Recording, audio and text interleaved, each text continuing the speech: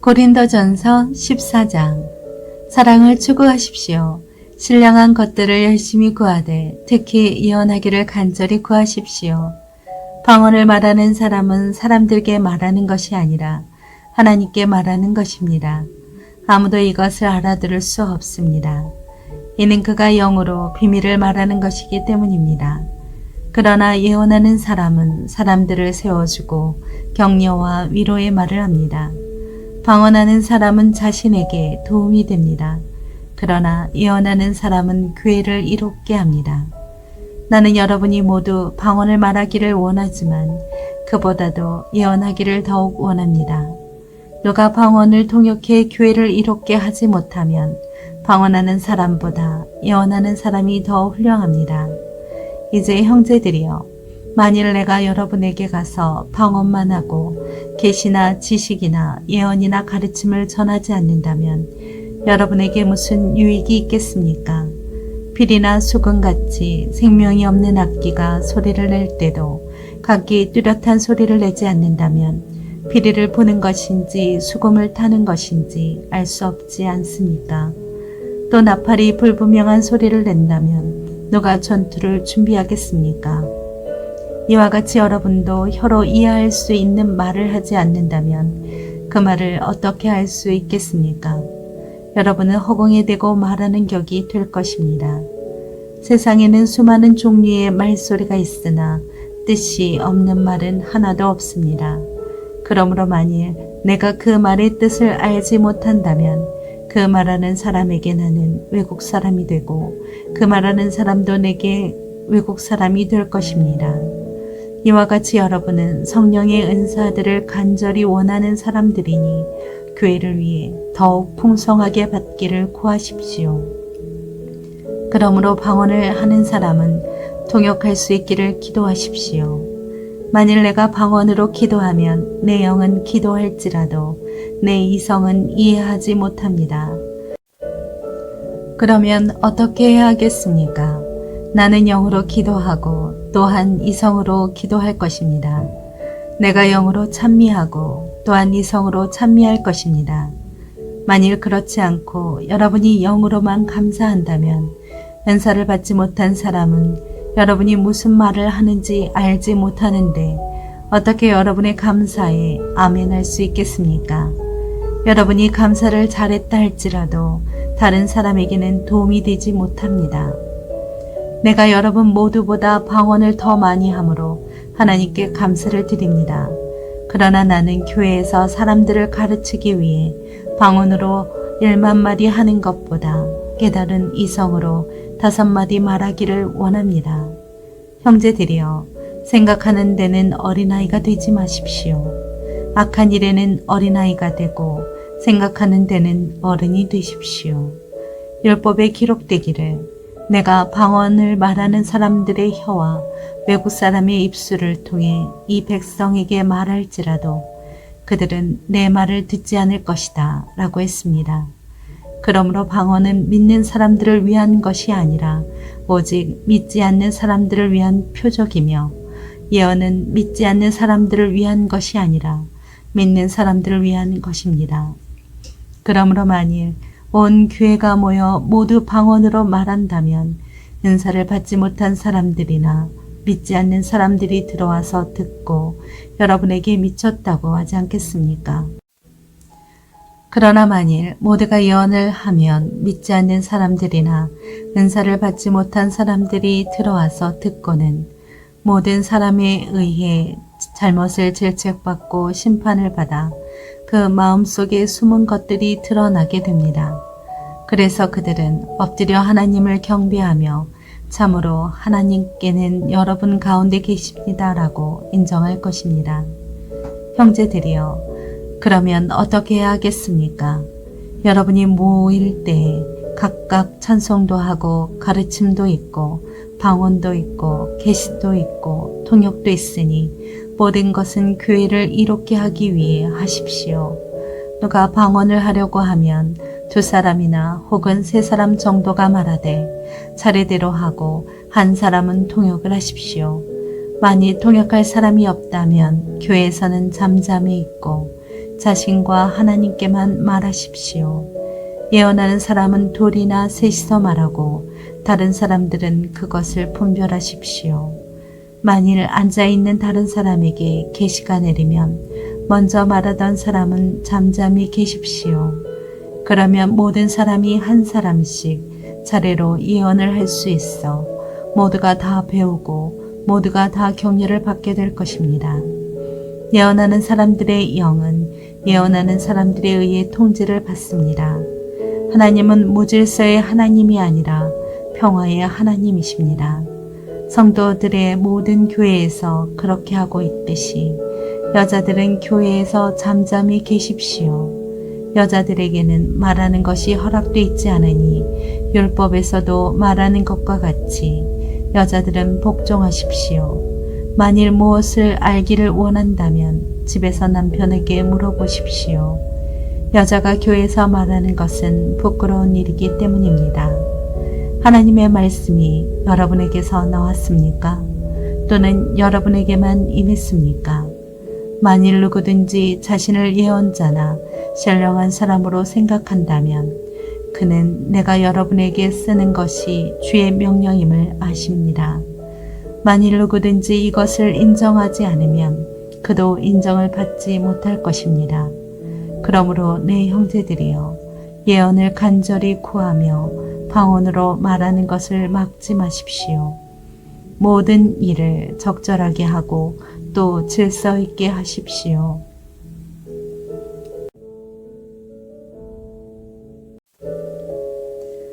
고린도전서 15장. 형제들이여 이제 내가 여러분에게 전한 복음을 되새겨 드리려고 합니다. 여러분은 이 복음을 전해받았고 또한 그 안에 서 있습니다.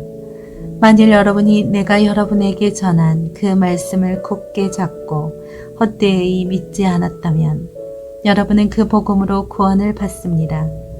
내가 전해받은 가장 중요한 것을 여러분에게 전했습니다.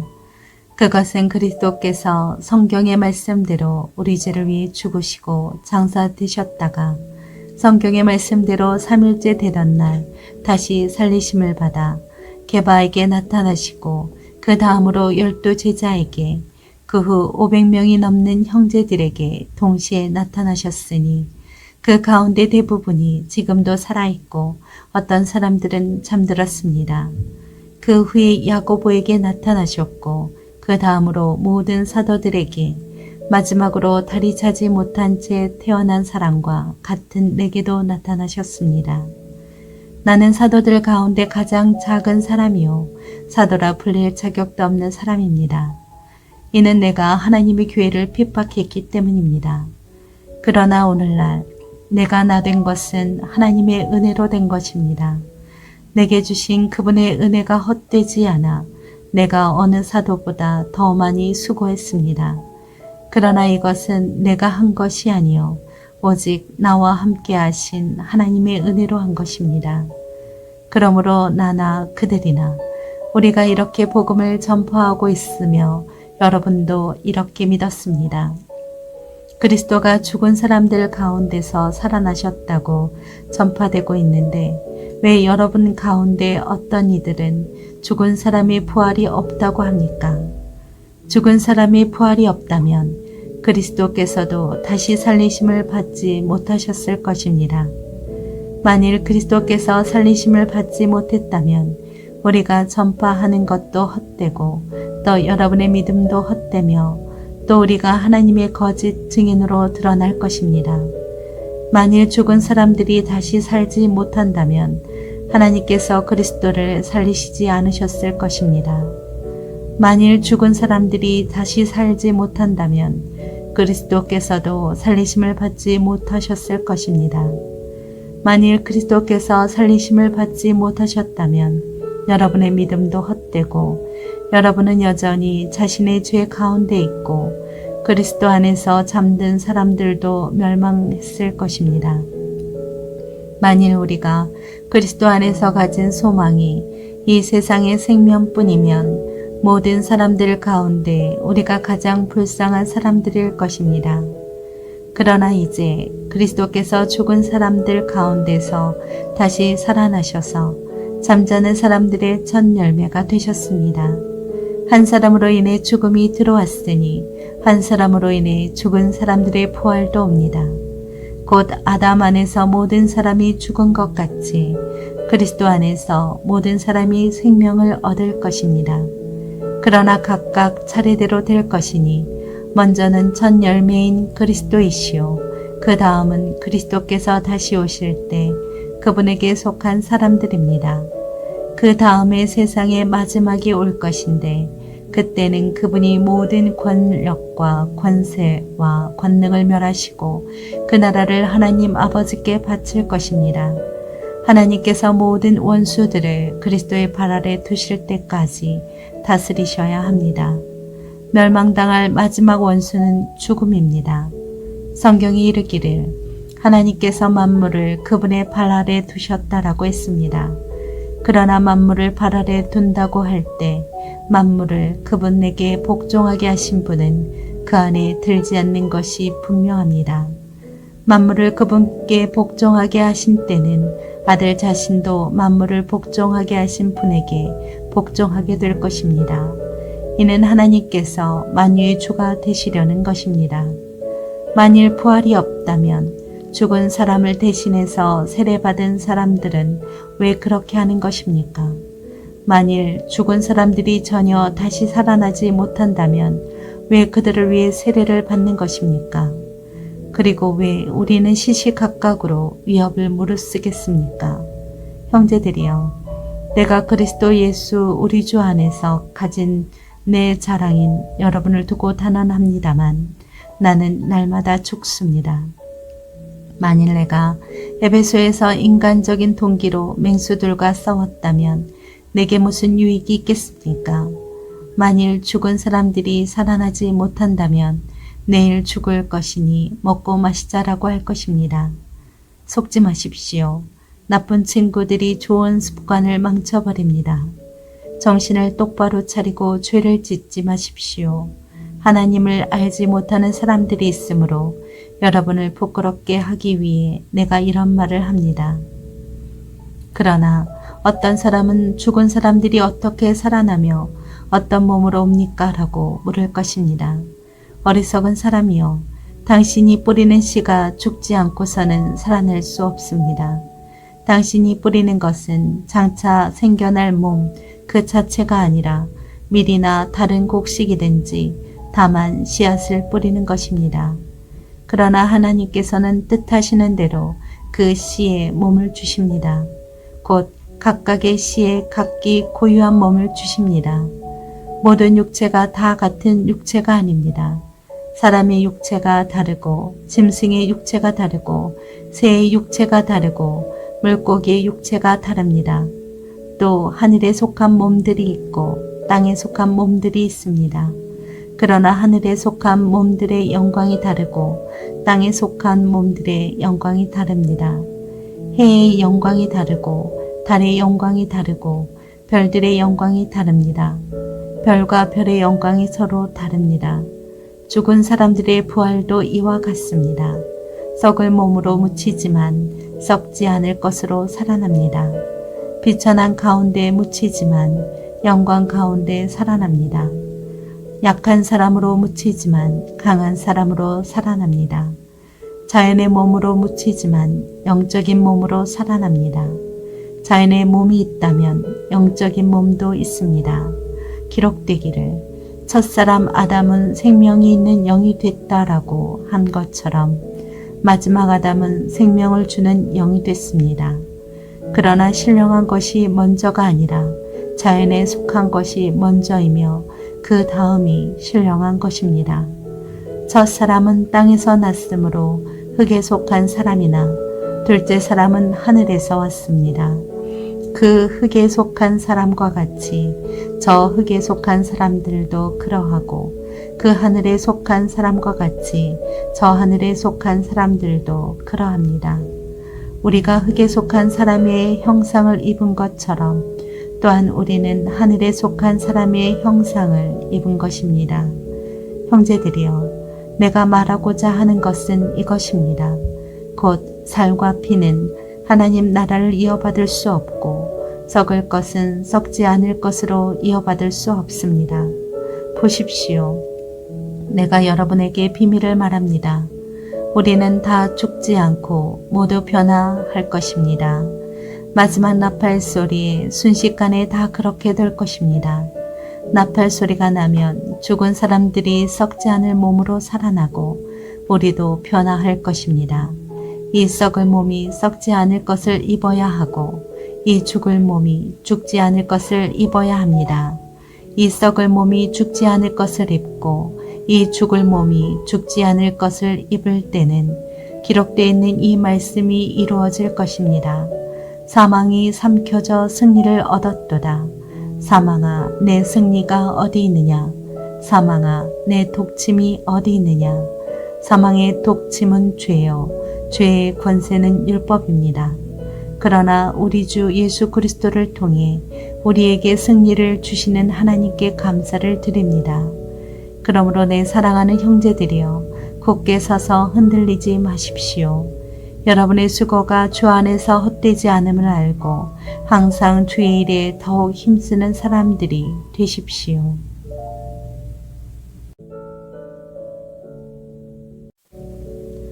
고린도전서 16장.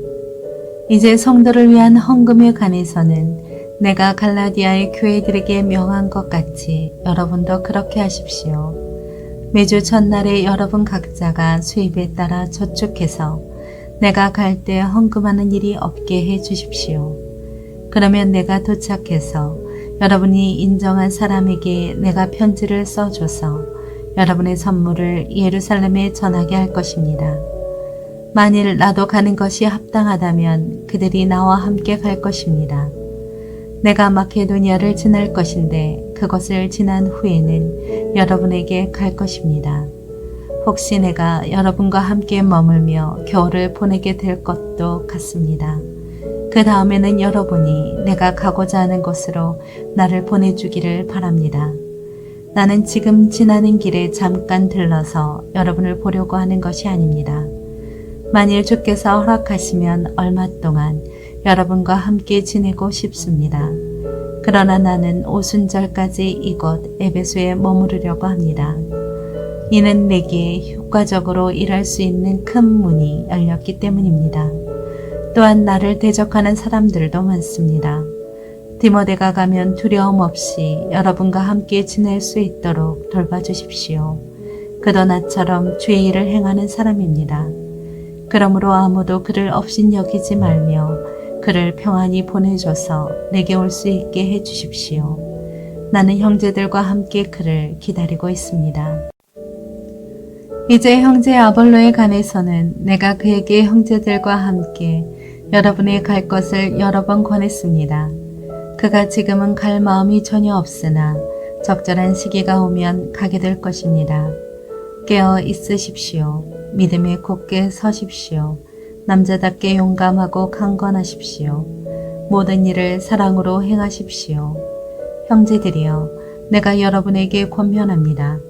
여러분이 알다시피 스데바나의 가정은 아가야의 첫 열매요 성도들을 섬기는 데 헌신한 사람들입니다. 그러므로 여러분은 이런 사람들과 또 함께 동역하며 수고하는 모든 사람에게 복종하십시오. 나는 스데바나와 부도나도와 아가이고가 온 것을 기뻐합니다. 이는 그들이 여러분을 대신해 내 허전함을 채워주었기 때문입니다. 그들은 나와 여러분의 영을 시원하게 해주었습니다. 그러므로 여러분은 이런 사람들을 인정해 주십시오. 아시아의 교회들이 여러분에게 안부를 전합니다. 아굴라와 브리스길라가 그들의 집에 모이는 교회와 함께 주 안에서 진심으로 여러분에게 따뜻한 안부를 전합니다. 여기 있는 모든 형제들이 여러분에게 안부를 전합니다. 거룩한 입맞춤으로 서로 인사하십시오. 나 바울은 친필로 안부를 전합니다. 누구든지 주를 사랑하지 않으면 저주가 있을 것입니다. 주여 오시옵소서. 주 예수의 은혜가 여러분에게 있기를 빕니다. 그리스도 예수 안에서 내 사랑을 여러분 모두에게 보냅니다.